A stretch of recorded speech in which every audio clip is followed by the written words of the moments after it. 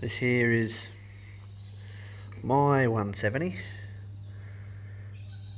and it's 6 years old and it's been through hell. And yeah, I got carried away with the yellow paint, but that's because I just like seeing that spin around when I first go out cutting wood. Anyway, I'll tell you what to do and what not to do with one of these MS170s or the 180. First of all, don't flood it. If you flood it, you pretty basically got to pull the plug out and get rid of the fuel in the cylinder, which I use a cigarette lighter. Sometimes you'll get away with it if you just full throttle it and start it on the ground. Depends how bad if you flood the thing. I've never flooded mine, but I know a few people that have, and it's not easy to start sometimes. But anyway, this one here, even if it's sat for 12 months, which is very rare, although I do have 30 odd chainsaws to go through, it's sort of maybe 5 or 6 or 7 pulls if the tank's been empty. But if you're using it every day, it's only 3 or 4 pulls to get the thing going. Generally 3, 1 pull if you're using it and stop it and come back to it 10 minutes later, it's only 1 pull. What they don't like, unless you're working them hard, is castor oil. That's why mine is messy. And especially if you've got the screen in there. I don't. It's probably not the right thing to do. But you know, come on. 9 times out of 10 you're cutting in winter time. So generally you're not going to burn anything. Anywho. So that screen blocks up. You will not run this saw with that screen blocked up. And if lots of oil, like I run racing oil in there sometimes, when you take this plate off, there's holes in the back of the exhaust to make it flow, because the 2-stroke engine kind of puts a little bit of fuel out, and as the piston goes down and sucks it all through and pushes it up to the top, through the bottom and whatever, before it comes up it actually sucks it back in. So, you know, like it actually spits a little bit of fuel out the exhaust before it actually sucks it back in and burns it as it's doing its 2 cycles. I'm not getting into that, that's complicated, hard to explain. Anyhow, so in a nutshell, the holes in the back can block up sometimes, but I work this one pretty hard, so, you know, the dealer will tell you, depending on which dealer. I actually got this one from Melbourne, because I bought it because we're over in Melbourne at the time on a holiday, needed to cut some wood. I spent, back then, these were brand new, just released, and I think this was, by the time I came away for fuel tin, because I needed a fuel tin and some bar oil and some 2-stroke oil, I think I spent $450. I've still got the bar oil, well, same container, different oil. I've decanted out of a bigger container. That's a whole nother story. Now this thing, hence the damage, it's not bad damage, but it's fallen out of a tree, or about 3 trees, yep. It's fallen out of 3 trees. It's come unclipped from a tool belt before and whatnot. I got it stuck in a tree because I was working in a prick of a windy day. I'm trying to push the tree one way, and the wind blew and it got stuck, and the wind kept blowing. It's one of them days where the wind wasn't backed off and wouldn't back off, and I had a rope tied to it, but I was working by myself, so I ended up pulling the rope and then the saw fell out of a tree. So anyhow, I had to get down to, you know, get it out. So anyhow, the joys of working by yourself sometimes.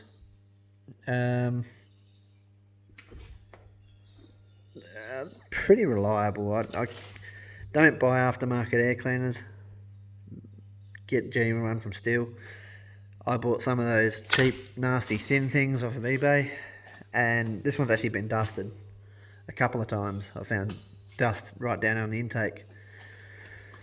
I've actually got one in here, a shitty filter, but I've lubed it up with lubey juice like you would a nitro RC car to try and stop it from taking dirt in.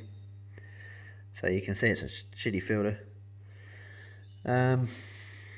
But yeah, make sure that's clean, because that's going to be your clean air intake. Because yeah, it stops all the shit at the bottom and circulates air through and into the intake. Early one is better than the late one, because you've got this nice little handle to undo this cover instead of the flat blade screwdriver, which is on your tool. Now this one's a front adjust because I need a 170. Your 180, you can get a wheel adjust up here. I'm waiting for the day they make a side adjust one. That'd be nice, because I don't like that wheel. I don't get along with it. But if you run, now they don't like thick oil either with these oilers in here, so you want to use the thin stihl oil. If you use anything like treacle, you want to put that into a saw that's got an adjustable oiler, because these are non-adjustable. Oh, I forgot I've got my voice unlocked. I can actually turn it around. I haven't done a pull cord yet, because you know, you don't really have to pull them a hell of a lot to get it going, but I think my old man has on his 180, but his is 6 years older than this one. I got no light in there to tell you, but I think this has only got one screw on the carby apart from an idle screw. I can't get the light in to see. Anyway, it controls you. Pretty sure. No, I can't tell you. This is a real early one, so I'm pretty sure this has got the same carby as your 017. Or your MS1, yeah, 017, yeah. That's what I'm thinking of. And your 018 would be your 180 equivalent. So yeah. I can't complain about this one. It's got oodles of power. I don't know if I covered that before, but the dealer, when I got this in Melbourne, said you don't cut anything any bigger than your hand. 6 inches long. Now, the dealer here in South Australia, in Watervale, many years ago, when my old man got his 180, which is really not a big difference in saw, said, yeah, we've got one, and basically we cut full length of the bar and bigger. And you know, like, they're professional woodcutters as well. They do firewood and whatever, and have a fair bit to do with the saws that they sell. And yeah, like, treat it bad, it'll live through it basically. So this is my first go-to saw. Like, this will do all my delimbing, and it'll cut things that are far bigger than the bar. This is the factory bar. They come out in 58 gauge. No, 48 gauge. And we've ground this one out to 50. We actually put a few chains through it, and then I didn't want the thin gauge chain, I wanted something a bit heavier, so I put the 50 gauge on here, but we grinded it a hell of a Dremel because we hadn't done enough work with it. If you do enough work with it first and put, like, I don't know, maybe 10, 15 chains through it, you might be able to just let the 50 gauge chain cut the groove for you. It'll get hot, but you know, been a bit stingy, and yeah, I just keep dressing it every now and again. But the thing is, if you don't run them blunt and don't run them without oil, your bar will last a long time. My tips held up. I don't know why, but a few other people that have bought this chainsaw and its bigger brother or sister or whatever it is, the 180, the tips die on them. I don't know why. This one oils plenty, so I don't grease this tip or anything. I just let the oil do its job. I really can't complain about this saw. It does all my fence line work that I got to go and do, and you know, I don't think I've ever had the plug out. Oh, I did have it out to have a look at it, but I put it straight back in. I never adjusted the gap or anything. The only thing is, with saws that you never look at, the gap will get wide eventually because the electrode does wear away. Chain brake works good, can't complain. It's a good little saw, nice and light. What else can you say? If you don't keep these oil caps clean, and the fuel cap, where the surface is inside there, they will leak if you get dirt shit in on the sealing surface. But everything is like that. It doesn't matter what it is. Common sense prevails. If you keep it clean, it should seal up. And they're very easy to work on. Yeah, so I don't know, that's about all I've really got. I kid you not,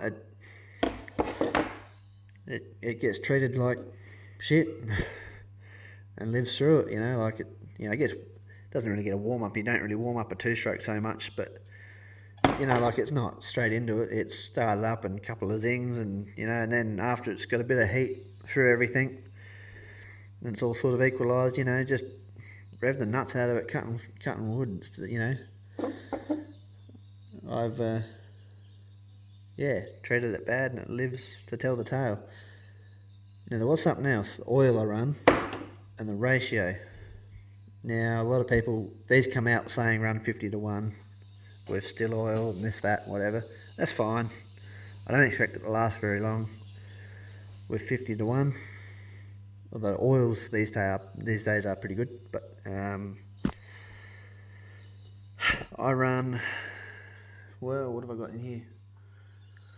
Probably Castrol or BP or that was unlabelled, but you know, that's actually good two-stroke racing oil, but the that's a castor oil synthetic blend, and it smokes like a train with that. EPA is why they tell you to run 50:1, because the EPA, the greenies, don't want carbon and this and that, even though carbon's good for the environment and whatever, because trees need carbon and we need trees to breathe, so it's a win-win if you look at it. And we need trees to grow so we can keep cutting them down, in a nutshell. So I run 25:1 in this. It does smoke a little bit sometimes, but you know what? I've never had it stop for a fouled plug. You know, and there is those times where you're delimbing and you're working by yourself, so this will run on the ground, you know, like longer than it's, you know, so it'll burn more fuel running on the ground by itself, doing its own thing, than it will cutting, you know, like sitting there at idle, and you'll see, and like it'll idle long enough that the unburnt oil will come out the exhaust and you'll see it running down the side, you know, like that's just the joys of running castor oil in racing oils in your chainsaws. I really only do it because I like the smell of the castor and whatever. Yeah, it's a nice smell. Anyhow, yeah, and with all those chainsaws that are electronically controlled, like the first, was it the 261 and all that, and they were saying, oh, crank bearings, you know, like, I can't remember who it was now, but they actually got hold of, I think one of the stihl engineers in Husqvarna was having the same issue, and they're like, shh, don't tell anyone, but don't run your 50:1 and the thing will be fine. You know, run 36:1 or whatever it is. Is that right? Yeah, 36:1 is what a lot of people use, and you won't have lubrication problems in the bottom end and be killing the bottom end in no time. So there's that, but no one actually told you that. That's just something you heard on the grapevine. Anywho, I don't know whose engineer come out and said it, but pretty basically someone's engineer come out and said it, and it got around, and you know, like, no one's had any issues since, have they? And those of us that straight off the bat have ran, you know, a decent amount of oil in the fuel have never had any issues. So, you know, have looked at it and gone, big saw, big bar, revving its guts out, working its guts out, let's lubricate the poor old thing, have never had any issues. But all those that follow the label and do what they're told all the time. We're back within 6 months for a new crank. So there's something to be said for sometimes being a bit of a rebel. Yeah, I should really blow this off.